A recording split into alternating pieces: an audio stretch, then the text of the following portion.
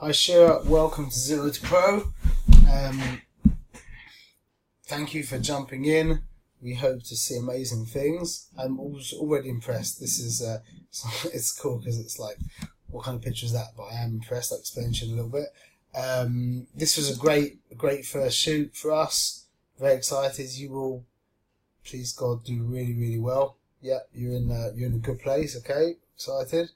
Couple of words of introduction is, I don't know if you've heard the other videos from Homework 1 that I've made for other people, but I introduce it like this, that there is each week you've got the classes online, then you've got the homework, and then you've got the photo shoot, okay? The course is built around all three of them, and the success of the course is completely... let me bring that closer, I hope you can hear all that. The success of the course is completely dependent on doing all three things, okay? So you sit in a class, the information goes into your head. Then when you do the homework, that's moving it from your mind into your heart, which means you really understand it. And then doing the photo shoot is what moves it into the hands, where it becomes part of you, because photography is a skill, and the seeing and the creating is only... available to you according to your technical skill, because the more you understand the technicalities of photography, the more you're able to create images that you've got just more options of visual images. You can be a good photographer and not know the technicalities of photography nowadays. But if you are a good photographer and you don't know the technicalities of photography, which means you really have the eye and you're just dependent on the camera to help you with all the stuff, knowing the technicalities will take you to a whole new place. So I can see that you've got an eye, you have a sensitive eye to the image, which is great. We'll talk about that more.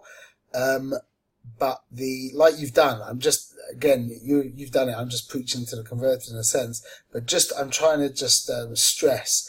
There's a lot of people who don't hand in the photo shoot for the first work. The photo shoot is the most important part, okay? To get out there, be taking pictures each week of your kids, I don't know what situation you're in. I'm assuming that this is your husband and these are your kids. So you've got some built-in models. That's great. Otherwise, just rumble. Another part of the photo shoot is that you're building already a client base, and through your photo shoot, you're getting your name out there. That's our students who've already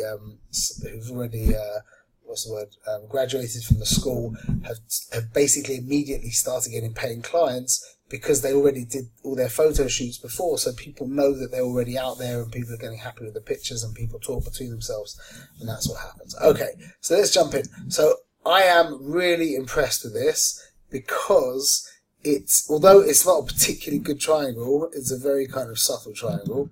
Yeah, like that. It's more like a trapezium, but that doesn't matter. The point is, everybody just gets a bunch of stuff, they pile it together in the shape of a triangle, like my 6-year-old boy could do, and take a picture. And okay, you did it. That is a triangle. Pat on the back. However, what I really wanted people to try and do was to see triangles that don't particularly exist, which means, I'll just show you, for example, if I hold my sellotape thing up to you, just by putting it's actually not a triangle at all, well, slightly, but when I put it like this right next to the camera, do you see that we can create a kind of triangle now? You can also create a triangle by bringing something close that is big, that is small. For example, putting two batteries right here, and then having my sellotape holder that is much bigger at the bottom, again creating a triangle which would be just from a certain perspective, so it wouldn't exist anywhere else. And you've done that. Okay, it's a little bit subtle, but you did that. There's no triangle really here. It's because the bottom drawer is closer to you that it appears bigger, that you created the triangle with the top drawer. So I really do appreciate that, even though it's not like, doesn't look like, wow, a triangle, but that is much more, you're thinking a lot more than a lot of the other people, and that is a great sign. So nice one, pat on the back for that. Okay, here is the texture. Yes, this is a hard texture that's composed of circles, and circles are primarily relaxed shapes, more passive shapes, just like triangles are dynamic shapes. But because you've got a strong contrast between the white and the black, is this texture? It is a texture, but it's really, it's also very much a pattern as well. But you have got all of this texture in here. Good. This is a very complicated texture. It's both dynamic and passive at the same time. So that's a good example. And here we have a pattern. Well, let's see how this is a texture. Let's just move this one over here. Yeah, that is a very soft texture. It's amazing, even in Picasso, what we could do to this by just putting up the highlights and putting up the shadows, how much more energy we can give to that texture. Isn't that cool? So let's just go from that to that, just by adding contrast. Good. Okay, so here, don't worry about the quality of the picture. You're just beginning. All these stats are mumbo jumbo to you right now. You will understand them, Bezrat Hashem. If you just go with the classes, it feels like if you look back in a few weeks and you'll think, wow, how much I've learned and how I've seen it all come together. So it's okay to get frustrated when things like this happen. It didn't get sharp and it's kind of blurry. That's good. Frustration helps you fix it for next time. But right now I'm not going to explain why that happened. You'll understand in the third class what happened here. Okay, it's to do with your shutter speed. But as a pattern, I think this is more textury. Basically, a pattern is generally a reoccurring geometric sequence. But like I said in the class, there's a place where patterns and textures cross each other. Okay, this is a nice pattern. Watch this, what we could do by just cropping in closer. How much more energy that adds. A lot of energy kind of seeps away from over here. The truth is not a lot because you've actually got a pattern over here. Could be, you could crop it. Just by leaving that white space out, it does intensify the pattern. There we go. That's great. Okay. This is quite amazing because you're at a very long shutter speed, which I said you'll learn in class 3. But you managed to hold it still. So you have a very steady hand. That's good. That's helpful. Okay. Unlike the printer, though, you can see the printer didn't have a steady hand. Over here he did. Over here he didn't. Okay. Fine. Okay. Depth. Okay. So he didn't have a steady hand. Is this depth? What is that? What is that? I do not know what that is. Is it meant to be a different way around like that? Anyway, you do have depth and perspective, whatever this may be. Let's just look. This is interesting. You might have learned about this as a kid.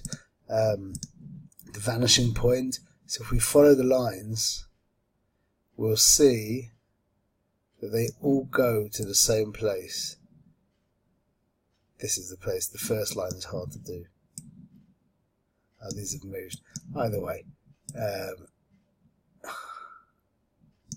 Other places up here.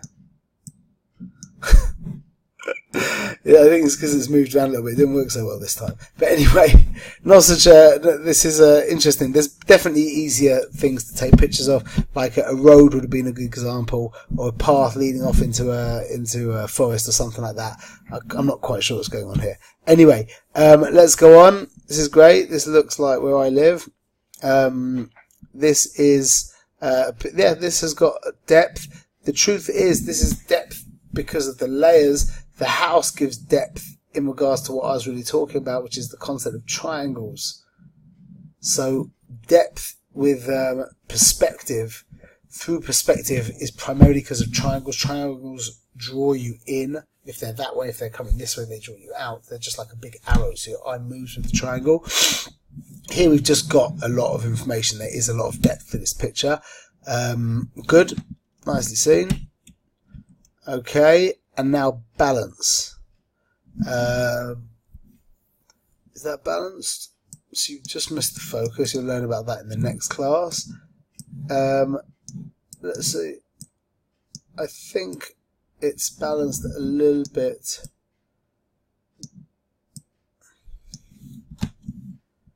That gives it a slightly more balanced. Our vision is coming this way, so although we've got our subject on the third, which is great, he's moving this way, which means the actual image is balanced because we've got an energy pushing this way and a weight over here. So those two things together mean that it's balanced. Okay, good work, excellent. Okay, now the fun stuff. Photo shoot. Okay, that's a great shot. Careful cars in the background. That is, there's never an excuse for cars in the background, basically, unless it's like some really cool Lamborghini. The light on her face is very nice. I really appreciate the triangle that she created over here. That's a strong composition. She has relevance to the thirds. Just off. I would send to her. Maybe the truth is though it's balanced because of this texture over here. Very good. Nice cropped in close, except for this car that's a killer, and this as well. But good stuff. Good stuff. Okay, that's a great shot. That's a great shot. You could be a little more. It could be a little stronger compositionally. Going something like that. Where we've got movement now coming in this way. We've got a strong shape over here, kind of goes like that in reality, and then we've got good movement. 1 second. We've got good movement going that way into space, so it's a balanced picture. He's not quite looking in the camera, I think, maybe he is. Nice clean shot. You're going to learn about making sure the background is far from the subject, okay, but you've got good distinction between background and subject. This is a good shot, successful, nice picture. Okay, immediately the window in the background overlapping with his yarmulke means that there's no separation between subject and background. That immediately drops a lot of energy from the picture.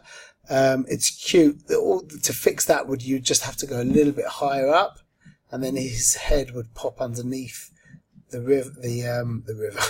Yeah, the window there. It's nice. It's a nice shot. Good. He's got good light on him. A little bit of splash of light in his hand. That doesn't really detract. That's fine. Good. Okay. You get like I say to everyone here. You're going to look back at, even though these pictures are nice. Don't get me wrong. I actually appreciate these pictures very much. You're going to look back at these pictures and think, whoa. You're going to love the improvement. So here I'd probably crop in a little closer. This looks like every place near my house. This is great. This is great. We could open it up, just brighten it up a little bit. Nice shape over here. There's a nice line moving around over here. This line comes over here like this. It creates like a triangle. That's great. It's very nice. Okay, and this is cute. This is good for triangle. Ching, ching, ching, ching, ching. Very good. I think we could actually crop a little bit over here. I mean, one of the big rules of portrait photography is keeping heads as close to each other as possible, which we've done in style. So that's great. Nice one. This is really a nice picture. If Daddy's hands were like around them a little bit more, that would bind things together a bit. But it is a lovely picture. Great smiles here. She's a little bit. You were lucky actually, because at a 30th of a second to keep everyone sharp, that is not very common. So you got away with that. You can see she's a little blurry because she was moving. You'll learn about shutter speed in the class 3. Good. Okay, so let's take one of the pictures into Lightroom. It looks like you've already taken that into Lightroom a little bit. You've added some clarity, I think. Okay, what should we do? 1 second. Let's have a look. We can take this. Let's take this and just add a little bit more. Just brighten it up. Add a little bit more spice to it. Part of the class is in Lightroom. I always take a picture of yours, and at the end of the tutorial, at the end of the critique, I just edit it quickly in Lightroom. This is really how it's so far been proven as a successful way of getting people to really understand Lightroom. So don't feel overwhelmed by this, because I'm not going to explain too much to you now, because you need to do the Lightroom workshop, which is coming up in another couple of weeks. But just to show you the power of Lightroom, okay, we can open up the shadows a bit here. But although it does look like you have a little bit of experience with Lightroom, I want to add some energy and a little bit of clarity. That's great. I really want to pop this out. So I think I'm actually going to do something different to what I usually do, is I'm going to use my brush tool. I'm just going to try and brighten up the background. I'm using the auto mask, which means it's finding the lines. Okay.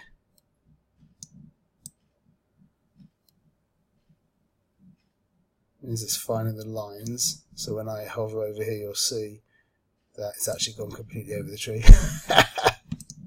1 second, I'm trying to keep the tree a little darker. There we go. Okay, and I think we can put a slight vignette as well. The key to Lightroom is remembering the word subtle. Okay, I think I might brighten up the entire thing as well, a little drop. There we go. Let's have a look. We went from here to here. Just added a little bit of punch. Excellent. Okay, sure, you've done extremely well, and hold tight. Keep with the schedule, keep with the program, invest yourself, try and give it outside of watching the, outside of the homework. Basically, try and give as much time as you can. Do the photo shoot, take your kids out to parks and stuff like that. Make it a real point, and I guarantee you, we've seen it again and again and again. People coming from a place much less than where you are now have become exceptionally talented natural light photographers, and they're already making money from their photography. So stay with it, and I'm wishing you all the best of luck with Hashem. And okay, looking forward to seeing what you do for us next week. All the best.